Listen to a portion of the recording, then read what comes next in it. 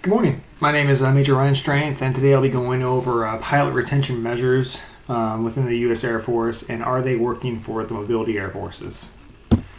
Overview of what we're talking about. First, we'll paint a background picture to find out the current situation that we're in. From that, we'll derive a problem statement, and then from that, we'll get a main theme of a research question that we'll be going after, and then a couple other derivatives of that'll help dive into the problem itself. Go over the literature that I've reviewed thus far. Create a theoretical development or a theory that I'll be approaching this problem set with. How I plan on collecting data for this problem, doing an analysis, and then what I expect to find at the end at this current point, and then conclude it all up with a summary. Background, the United States Air Force has been feeling the effects of aviators preparing to exit the force and pursue other ventures for some time now. The decade-long trend seems to rival the appearance of a sinusoidal trend line. One of the peaks and valleys varying on a variety of factors to include, but not limited to, economic health, DoD military budget, military requirements, civilian competition, and now military culture. It seems to be a big one right now. Some of these troughs have been self-inflicted, such as the 2010 Voluntary Separation Program, the VSP, and the 2014 Reduction in Force RIF for targeted year groups, where we got rid of quite a few aviators that seemed to be overmanned at the time. It's worsening the already dwindling perception of culture within the force. Readiness rates have predictably drifted from green to yellow to red, even with the downgrade of manning ratio percentages to aircraft, meaning it was 1.5 crews to an aircraft, and then they went down to an OSHL to maybe a 1-to-1 aircraft. So that brought percentages from 100 to 150, and they still continued to dwindle down to, say, 100%. These effects have rippled out to all operational wings, forcing airmen to feel the continual strain on training requirements, operational flying, and administrative necessities asked and required of them, all while trying to manage a sustainable work-life balance. Yeah, this problem isn't a new one. Back in the 1980s, commercial airline hiring was beginning to surge, and the U.S. Air Force had to find a way to compete with higher paying, more stable way of life that the competitor was more than willing to offer. By 1985, airline hiring had hit a high mark of 11,000 pilots a year, forcing the government to take action or risk losing a large portion of its flying experience. By 1989, military to civilian aviation compensation had leveled out, and the military had put a cork in the hemorrhaging of its aviation fleet. Since then, the U.S. Air Force had been teetering back and forth, just trying to keep enough pilots operational to meet all tasking and requirements, and little had been done to fix the flawed paradigm that has time and time again failed its top decision makers. The perceived model that anticipates a majority of operational aviators will make the U.S. Air Force a career, and in doing so, adopt the careerist progression system as a blueprint for success. It's really unrealistic for today's environments.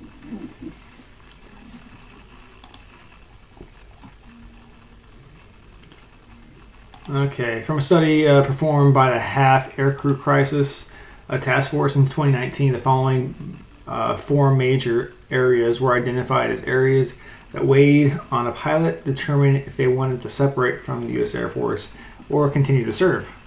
As you can see, we show quality of life, outside opportunities, apprehension, and lack of trust.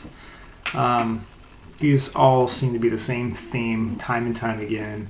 Every time a research is done on the area of this focus, they seem to come out the same.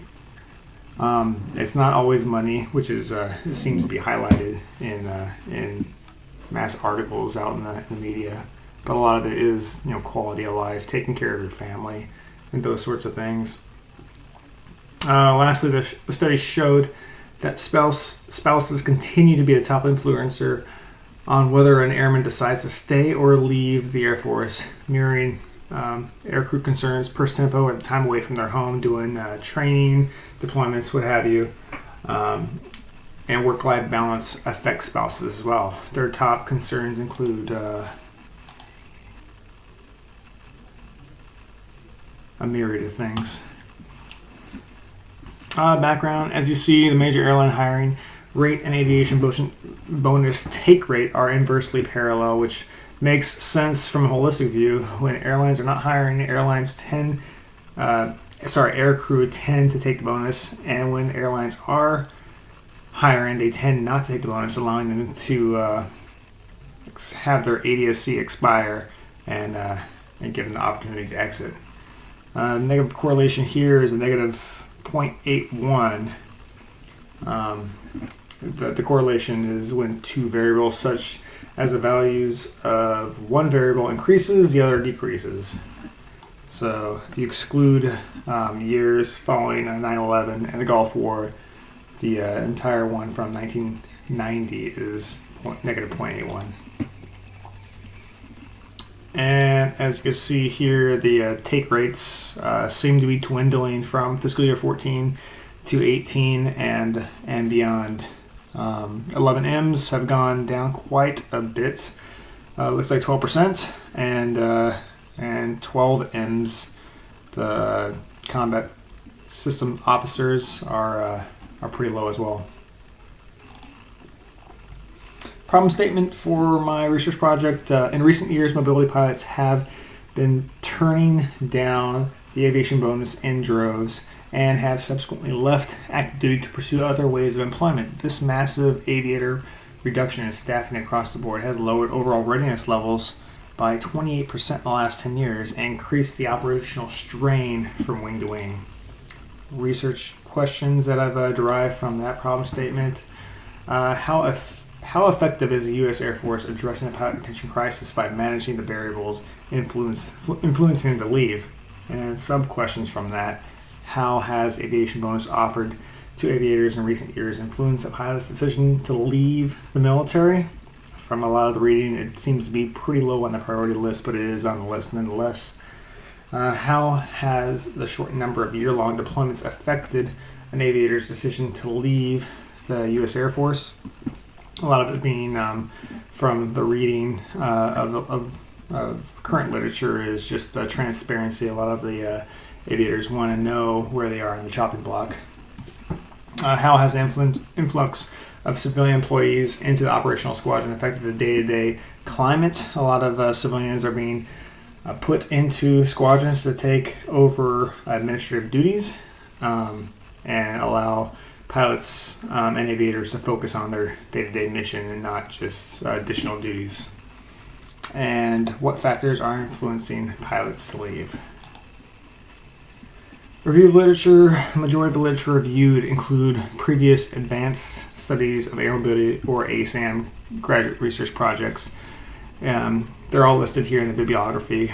All of these projects have conveyed that the increased demand of commercial aviators and internal turmoil within the Air Force culture has led a substantial amount of qualified and experienced crew force to exit active duty following their initial ADSC.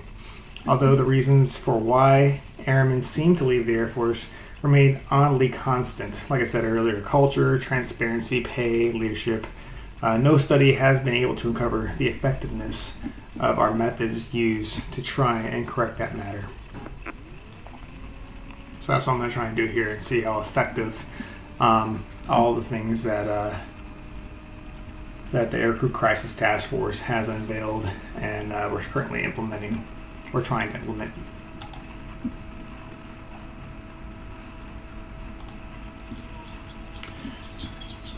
Institutional theory is a theory that will be used to measure how well the Air Force has succeeded as an institution and what pillars of its structure are diminishing, thus explaining some reasons to the recent exodus of air mobility pilots. Institution as a term refers to the formal set of rules, a social agreement for stability, and taken for granted assumptions that organizations and individuals are expected to follow. Under this theory, institutions are empowered with the governance of social behavior and thus define what is appropriate in an objective sense, and likewise render other actions unacceptable. The theory consists of three pillars: regulative, which can be termed as economic initiatives; normative, obligatory dimensions of social, professional, and organizational interaction; and cognitive, individual behaviors based on subjective and constructed rules and meanings that limit appropriate beliefs and actions. Having outlined the integrity that holds institutional theory together, this model will be used to show that consistent subpar cognitive support has allowed airmen to lose faith in the overall Air Force system that supports them. This loss of confidence, coupled with an existing void of qualified pilots in the civilian sector, have allowed for ideal conditions or circumstances in which pilots wanting more stability enhance culture, the ability to leave.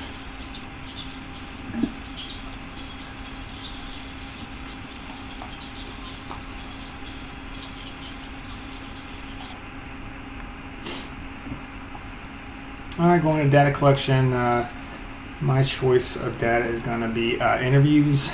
I chose this because it's going to be an easier aspect to pull information from somebody with an open source as opposed to surveys, which I was originally planning on using.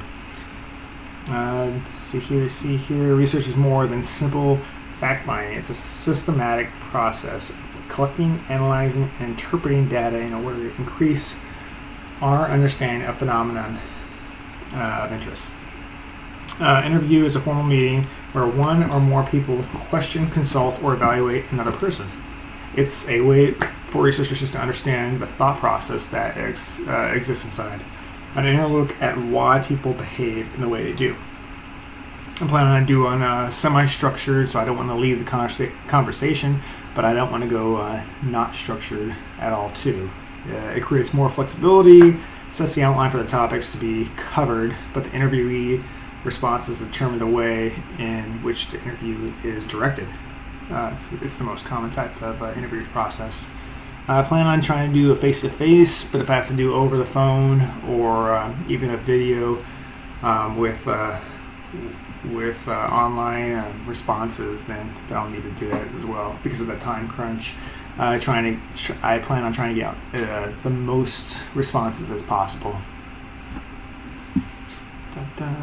And then from this, I plan on laying out a theme to code with, so I can find out exactly what we've kind of shown previously, the common themes of why people are getting out, and see if it's remained constant over the last couple of years with the current measures.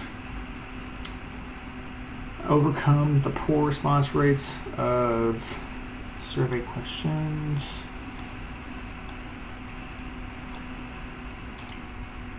Yeah, some of the pros to doing face-to-face interviews, as you can observe nonverbal indicators, ensure all questions are answered to your liking, and obviously easier to validate their identity and make sure that nobody's forging a survey here and there.